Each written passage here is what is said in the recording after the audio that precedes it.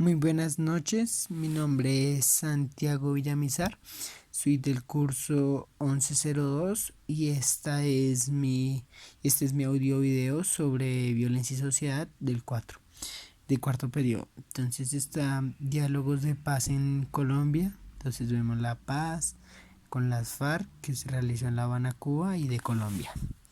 Pues aquí evidenciamos más que todo lo que es la Paloma de la Paz. Y pues bueno, esto como primer cuadro eran los dibujitos. Segundo cuadro, ¿cuáles son las causas por la cual el proceso de paz con el ELN no ha llegado a un buen término? Entonces, el origen de las Fuerzas Armadas Revolucionarias se remonta a los últimos 50 años. Entonces, Colombia ha vivido con las consecuencias que van pasando a través de los años, en donde se resuelta la pregunta. ¿Qué pasa día a día en el conflicto interno armado debido a estos distintos momentos que se han desarrollado a varios procesos de paz como las experiencias en la década? Pero en la actualidad, una de las grandes causas y por la que mayoritariamente no se ha intentado que haya, digamos, un acuerdo entre el ELN y el gobierno nacional de Colombia es es el uso del secuestro por parte del ELN, en donde lo que sería el gobierno no puede, digamos, dejar que esto pase así como así y no puede permitirlo. Entonces, pero en la actualidad una de las grandes causas por las cuales el gobierno no comienza una negociación es por el aumento de secuestros, en donde ellos dicen no ser los responsables.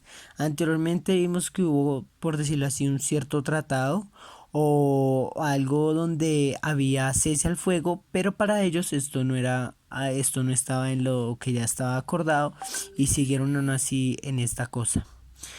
Dice también, por otra parte, el grupo se refiere al el rechazo del gobierno al iniciar digamos, las negociaciones. Entonces ahí dicen que el gobierno es el que no empieza porque ellos, por decirlo así, están dispuestos. Yo creo que como vieron que a las FARC, lo que fue las FARC les fue muy bien, que tuvieron congresos y que esas personas bien o mal no tuvieron que responder por los crímenes que cometieron. Entonces yo creo que ellos están también queriendo esto, no sé si de la misma manera, más, menos, pero ellos como que ya quieren solucionar esto.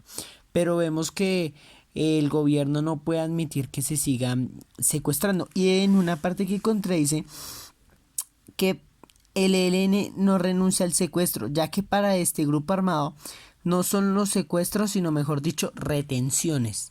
Para ellos eso no existe de nada de secuestro, sino las retenciones, en donde también se da la pregunta por qué el ELN sigue realizando estos secuestros y qué se puede hacer para superar este impasse y empezar los diálogos.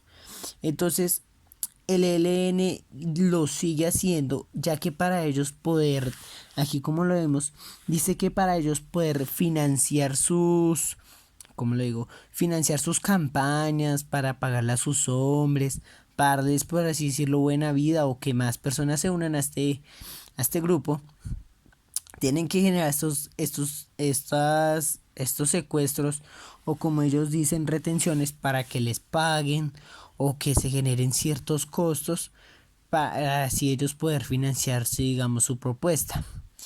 Entonces, lo más cercano que se ha llegado es el cese al fuego, pero para el ENL el secuestro no entra en esas conversaciones, ya que con esto se pueden llegar a lucrar. Y ya por último, las raptaciones dependen mucho de cómo van los acuerdos, en donde un momento puede disminuir, entre a un momento al otro se puede llegar a aumentar, en donde genera gran indignación y grandes costos. Como ya lo dije, esto es mayoritariamente para ellos financiar su propuesta. En elaborar algunos aspectos del PM, dibujé secuestros, una arma, digamos esto es una pistola, lo que sería la cocaína y granadas. Estos sí pues son dibujos, ¿sí? Esto sería, digamos, ya lo de los ejes temáticos, los procesos. Y bueno, precedentes conceptuales. Entonces, primero, Le mencioné 10 razones por las cuales Colombia es catalogado como un estado violento. Entonces, como lo hemos visto, el problema histórico de la lucha de las tierras, el despojo y concentración, la cocaína, digamos lo que será la corrupción. Yo creo que la falta de también lo que hemos visto de las varias luchas civiles que se ven aquí mayoritariamente entonces serían muchas veces los partidos políticos como los liberales. También podemos ver que acá en Colombia somos así porque no hay educación, no se ve que esto por lo menos llame la atención de los que están al mandato, por decirlo así.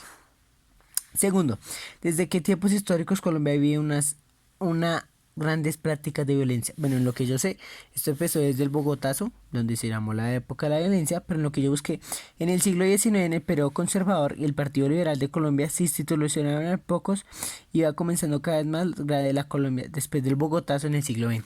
Eso fue así, en donde se creó las guerrillas gracias a la muerte de Jorge Eliezer Gaitán. ¿Qué es la violencia política?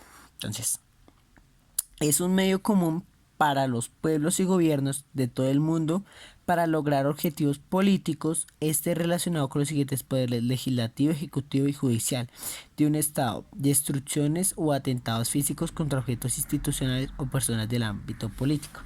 Esto, digamos, lo podemos ver de pronto, pues yo lo asocio, digamos, un poco como lo que pasó con la muerte del ministro de Justicia, si no estoy mal, que lo mandaron a asesinar el Pablo Emilio Escobar Gaviria. También sería cuando el grupo armado entró al Palacio de Justicia y raptó y mató a toda esa gente.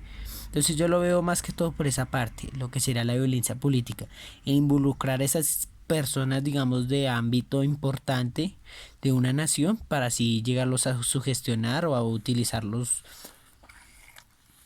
a su merced. Cuarto, ¿qué características presenta la violencia social?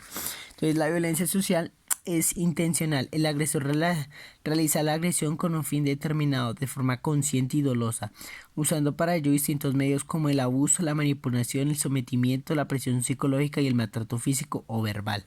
Esto es lo que vemos mayoritariamente en la sociedad, que vemos que muchas personas pues maltratan a otras tratando de hacerle un mal, de robarles o no sé, de embaucarlos o sabotear ciertas cosas.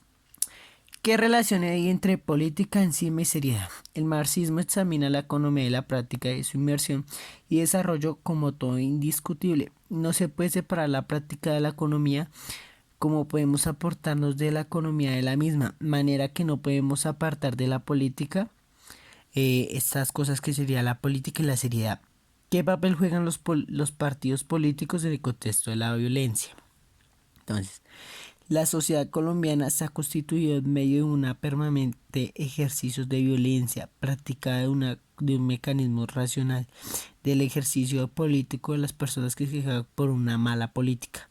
Esto, digamos, del papel de los papeles políticos o los políticos, también podemos ver que muchas personas antes se llegaban a matar o llegaban a matar a los grandes que, digamos, como se decían antes, los cóndores o gavilanes, no me acuerdo muy bien, que de los partidos que si eran conservadores o políticos. Entonces habían estas dos grandes rivalidades en donde a veces se amanecían personas del partido, no sé, conservador muerto o el partido liberal muerto. Entonces se veía así, por esto también, por digamos estos pensamientos, el no poder concordar y generar guerras civiles en una nación. Séptimo, ¿por qué surgieron los grupos guerrilleros en Colombia? Las guerrillas en Colombia son como Estado Islam y Irak. Es decir, que si fueron fanáticos comunistas, creyeron que tenían la verdad absoluta y creyeron sus erradas, justificando salir a matar con el apoyo de gobiernos extranjeros como la Covers. Entonces, esto podemos ver que aquí ellos creen que pueden con la violencia, entonces por tratar de generar un cambio, entonces hacen uso de la violencia o de ejecutarlo a su digamos con la fuerza de sus manos o no sé, con lo que sería fuerza propia y no digamos buscar un cambio de una mejor forma o una forma más civilizada. ¿Cuál será el ideal de estos grupos guerrilleros? El acuerdo de paz colombiano ha llevado a más de 10.000 guerrilleros de las FARC al umbral de la vida social. En el camino ha dejado grupos tribales luchando por el canal de los términos desalojados. Entonces, ¿cuál es su opinión sobre el socialismo? Entonces yo pienso que el socialismo más que todo es que sería bueno, pero si digamos no aquí en esta espacio, en estos, digamos como en este país, o no sería algo bueno porque como vemos que hay tanta corrupción, de pronto no hubiera tanta, digamos, igualdad, o que surgiera cierta rivalidad entre los dos y no hubiera un cambio como tal. Y ya para terminar, ¿cree que el socialismo colombiano será una opción mejor para el Estado colombiano? Entonces, para mí, el ideal del comunismo es una sociedad libre de indivisión de clases sociales. El socialismo puede convivir con diferentes formas de gobierno, mientras que el comunismo busca que el gobierno sea discreto a los proletariados, o sea, para el pueblo. Entonces, yo creo que si todos viéramos en un... Yo creo que los dos me gustaría más lo que sería el comunismo, ya que con esto pues se le daría ese apoyo a las personas que son las personas trabajadoras, y que se le pudiera ayudar un poco más, y que si vivieran bien y no tuvieran ningún malestar, pues sería para mí algo idóneo, algo muy a seguir. Bueno, esto fue todo por hoy, muchas gracias, mi nombre es Santiago y me del curso 11.